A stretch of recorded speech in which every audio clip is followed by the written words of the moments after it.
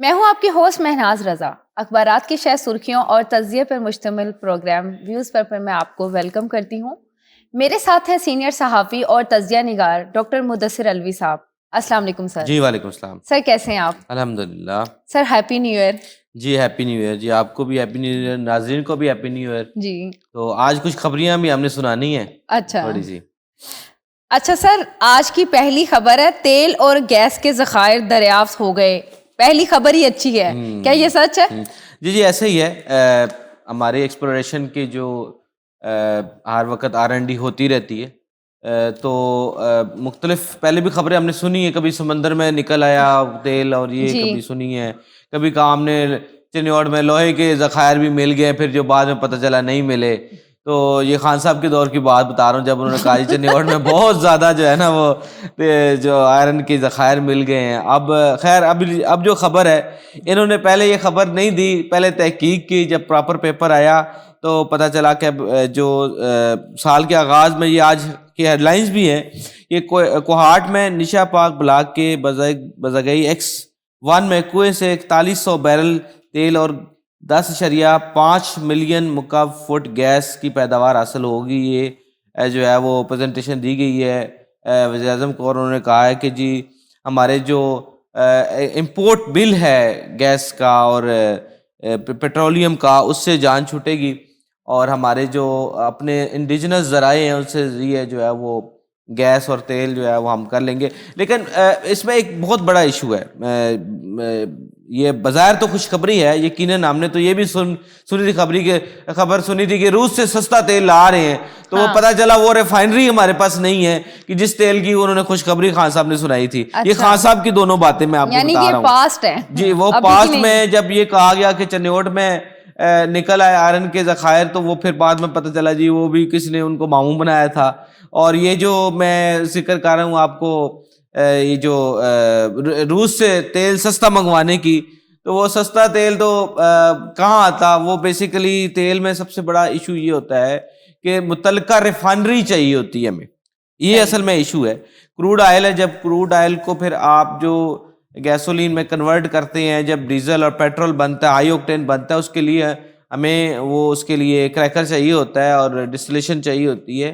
تو وہ ہم ریفائنری اس کو کہتے ہیں جنرلی. تو ریفائنری یہ جہاں پہ بھی جتنی بھی کروڈ ملتی ہے نا ہمیں, اس کو ریفائن کرنا پڑتا ہے. تو وہ ہم ایون دین میں آپ کو اس میں سے کچھ ہماری پاک عرب ریفائنری ہے یا اٹک ریفائنری ہے, تو یہ کچھ ریفائنری ہیں, لیکن یہ اس قابل نہیں ہے کہ ہم سارا راہ منگوا کے پھر ہم اس کو ریفائن کریں. مثال دے رہا ہوں آپ کو کہ ہم یہ کہتے ہیں کہ ہماری $30 بلین کی جو پرچیزنگ ہے وہ پیٹرولیم مصنوعات کی ہے آن ایوریج ہر سال تقریباً, لیکن ہم اس جو امپورٹ ہے اس کو کم کر سکتے ہیں اگر ہم کروڈ آئل منگوائیں تو. ٹھیک ہے, ہاں جی. لیکن اس کروڈ آئل کو ریفائن کرنے کے لیے ہمارے پاس ریفائنری نہیں ہے. جب ریفائنری ہوگی, ریفائنری سے پھر بائی پروڈکٹ بھی نکلتی ہیں اور پروسیس بھی ہوتا ہے, امپلائمنٹ جنریٹ ہو سکتی ہے, سارا کچھ. لیکن ہمارے دلوں میں تیل نہیں ہے, اس لیے یہ ریفائنری ہونے کا جو ہے نا وہ مین مسئلہ ہمارا ریفائنری کا ہے. بہرحال اچھی بات ہے, تیل نکلا تو صحیح, ریفائن بھی ہو جائے گا. بھلے اب پیسے تو عوام سے تیل نکالنے کی بات کرتے ہیں کہ ٹیکس اور لگا دیں, اب یہ ہے کہ چلیں کچھ نہ کچھ مل گیا ان کو تو اچھی بات ہے. اگلی خبر ہے نیو یارک کے میئر نے حلف اٹھا لیا. اچھا, اب اس میں 2 خبریں ہیں بڑی زبردست قسم کی نا. وہ یہ ہے کہ جو ایک مسلم شخصیت کا میئر ہونا ایک بڑے اعزاز کی بات ہے. اس سے پہلے بھی میئر جو صادق ہیں وہ لندن کے میئر ہیں, تو یہ 2 بڑے شہروں کی دنیا کی جو میئر ہیں وہ مسلمان ہیں, اور اسی وجہ سے ان کو تھوڑا کنٹروورشل بھی بنانے کی کوشش کی. اور جو یہ مشہور ہوئے بیسیکلی 2 وجوہات کی وجہ سے. جو پہلے میں نے 2 وجوہات بتائی ہیں وہ ان میں سے ایک کا بھی چل رہا ہے, اس کے بعد میں دوسری بتاتا ہوں. کہ جو ٹرمپ کے ساتھ ان کا جو کہہ لیں کوئی بیان بازی پہ مقابلہ ہوا تھا, کچھ نہ کچھ انہوں نے کہا, پھر انہوں نے کچھ کہا, کچھ جو ہے وہ ان کے خیالات ٹرمپ سے مختلف ہیں. اور ٹرمپ کو سب سے بڑا مسئلہ یہ ہے کہ اس کا میئر بھی یہ ہوگا, کیونکہ یہ اس کا شہر نیو یارک ہے, اور نیو یارک کا جو میئر ہے وہ اب ممدانی بن گیا. تو وہ یہ جو نوک جھوک ہوئی, میڈیا پہ بیان بازی ہوئی ٹرمپ کی, خیر بعد میں صلح بھی ہو گئی تھی ان کی, لیکن جس کی وجہ سے یہ مشہور ہو گئے.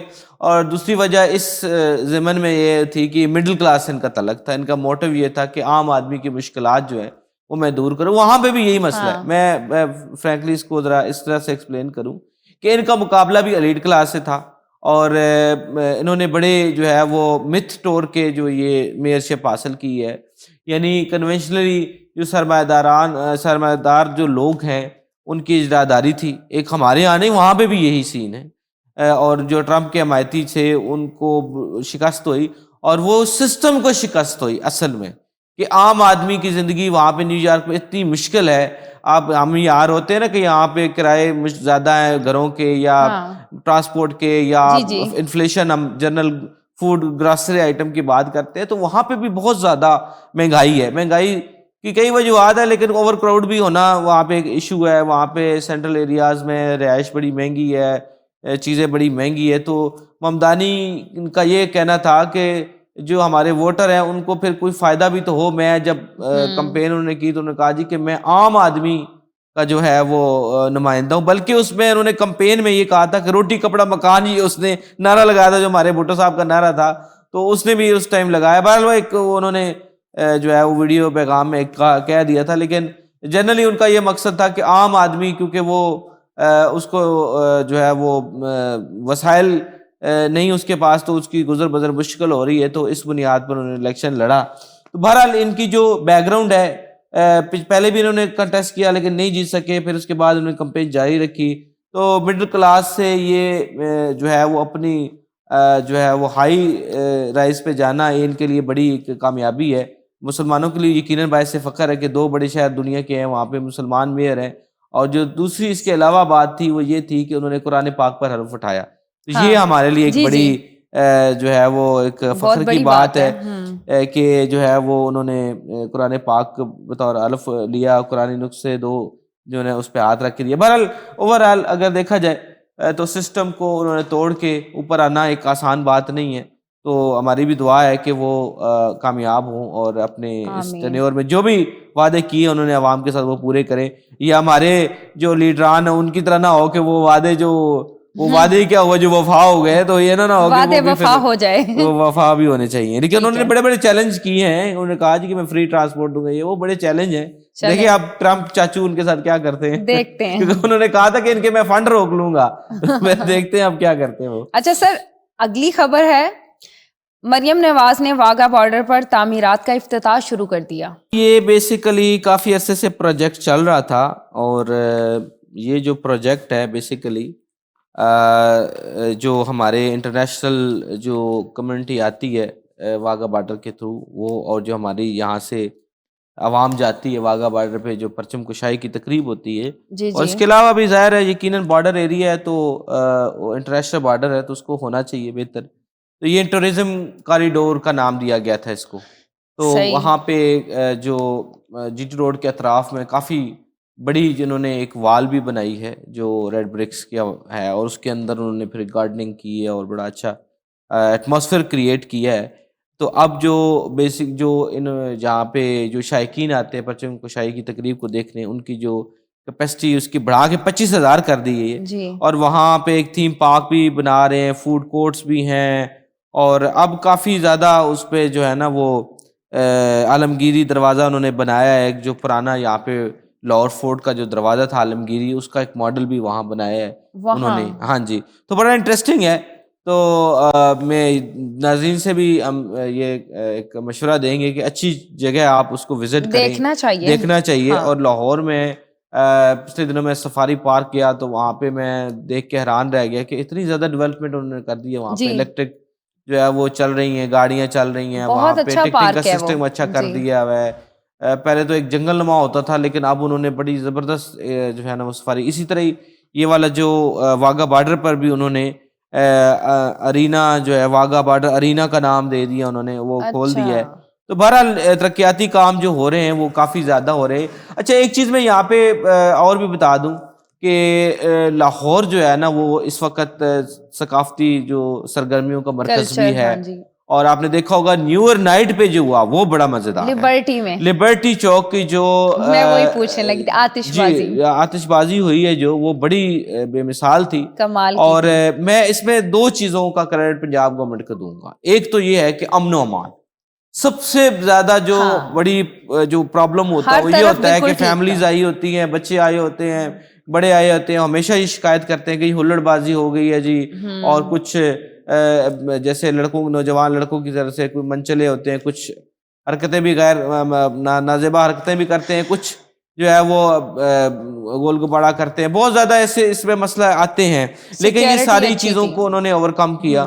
اور مریم اورنگزیب صاحبہ وہ خود آئیں، انہوں نے وہ وہاں پہ اس کا منظر دیکھا، کچھ وزراء بھی آئے ہوئے تھے، تو وہ بڑا اچھا انوائرمنٹ انہوں نے کریٹ کیا. ٹھیک ہے، تو میرے خیال میں جب گورنمنٹ نے کلیم کیا تو وہ تو میں 25 کی 30 ہزار کلیم کر لیا انہوں نے کہ اتنے آئے ہوئے تھے لوگ. چلے 25-30 ہزار نہ صحیح، ہزاروں کی تعداد میں تو ہم نے بھی مجمع کافی دیکھا تھے، ہے. لیکن چلیں اچھا ہو گیا، چلے ایسا کر لیتے ہیں نا کہ ہزاروں کر دیتے ہیں، کتنے ہزار تھے اس کو ہم ڈسکس نہیں کرتے ہیں. ہاں، بلکہ اس پہ پھر جو ہے وہ جو اگلی بات میں اس پہ بتانا چاہتا ہوں، ایک تو پنجاب گورنمنٹ کا کریڈٹ ہے کہ انہوں نے پرامن طریقے سے جو ہے یہ کیا، اور جو ڈی آئی جی فیصل کامران ہے انہوں نے بڑے زبردست طریقے سے یہ جو آتش بازی کے اندر سیکیورٹی کا جو تھا وہ معاملہ دیکھا انہوں نے. اور جو دوسرا پہلو میں یہ کہنا چاہ رہا ہوں کہ پنجاب گورنمنٹ نے یہ کہا کہ یہ دیکھیں یہ وہی لبرٹی چوک ہے جہاں چند دن پہلے جو ہے دوسرے صوبے کے وہ جو سی ایم آئے تھے سہیل آفریدی صاحب، وہ اس تب تو کوئی نہیں آیا اور تب کہا کہ یہ پکڑ دکڑ ہو گئی ہے اس لیے نہیں آیا. یہ انہوں نے پیغام دیا تھا. یہ دوسرا پہلو تھا سیاسی انداز میں، یعنی سیاست کو کہیں سے جو ہے نا وہ ہم نے جانے نہیں دینا، اور یہاں پہ سیاسی جو سیکیورنگ ہے وہ کرنی ہے لازمی.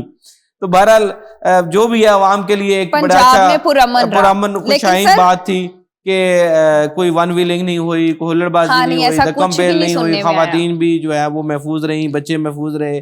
تو بہرحال موسم بھی اچھا تھا تو انجوائے بھی لوگوں نے کیا. اور کیا چاہیے لاہوریوں کو، بس شغل میلہ ہو، بس وہاں پہ چلے جاتے ہیں کسی نہ کسی طریقے سے. اچھا سر، ہم پنجاب میں تو پرامن سب کچھ ہو گیا، لیکن پاک ویو اسلام آباد میں کیا ہوا؟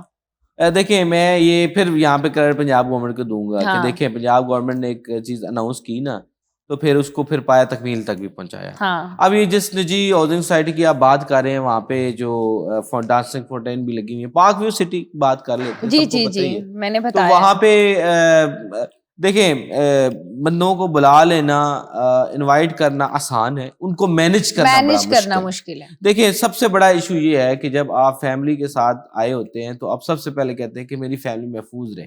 سب سے بنیادی بات یہ ہے. تو جو نوجوان ہے وہ ظاہر ہے وہ اپنے مینٹالٹی کے ساتھ پتھراؤ ہو رہا تھا، تو وہاں پہ بڑا نا عجیب کیوس کریٹ ہوا. تو انتظامیہ کو بھی چاہیے تھا کہ جب اتنی بڑی گیدرنگ متوقع ہے تو وہ انتظام بھی اس کے مطابق ہونا چاہیے تھا. بے شک پرائیویٹ ہو یا سرکاری ہو، جب عوام وہاں پہ آ جاتے ہیں تو بس پھر اس کا مطلب یہ ہے کہ وہاں پہ سیکیورٹی بھی ضروری ہونی چاہیے. تو بہرحال یہ جب نیو ایئر، اچھا میں اب اس میں اس سارے سچویشن کو نا میں آپ کو ایک انٹرنیشنل بھی ایک انسیڈنٹ ہوا ہے وہ بھی آپ کو اس کا موازنہ کر لیتے ہیں کہ اب ہم نے جب دیکھا کہ جو ہوائی فائرنگ نہیں ہوئی یا اس سے کیجویلٹی نہیں ہوئی، ایک تو ہمارے پاس یہ ہوا. جبکہ سوئٹزرلینڈ میں جو نئے سال کا جشن مناتے ہوئے پرتشدد واقعات ہوئے اور خوفناک دھماکہ ہوا، 40 افراد ہلاک ہوئے. یہ سوئٹزرلینڈ کی بات کر رہا ہوں، اور معروف لگژری اسکی ریزورٹ جو ہے وہاں پہ یہ ہوا ہے، 100 زخمی ہو گئے ہیں.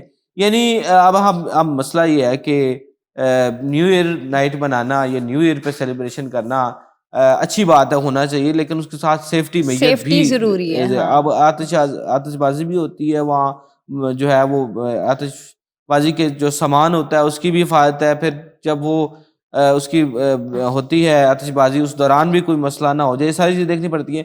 بہرحال یہ سارے رسک دیکھ کے ہی جو ہے نا وہ پلاننگ کی جاتی ہے کہ جب آپ ایک ایونٹ کر رہے ہیں، ایونٹ کو آرگنائز کر رہے ہیں، تو یہ ساری چیزیں آپ ذہن میں رکھیں تاکہ جو وہاں پہ موجود لوگ ہوں گے وہ سیف بھی ہوں گے کہ نہیں ہوں گے.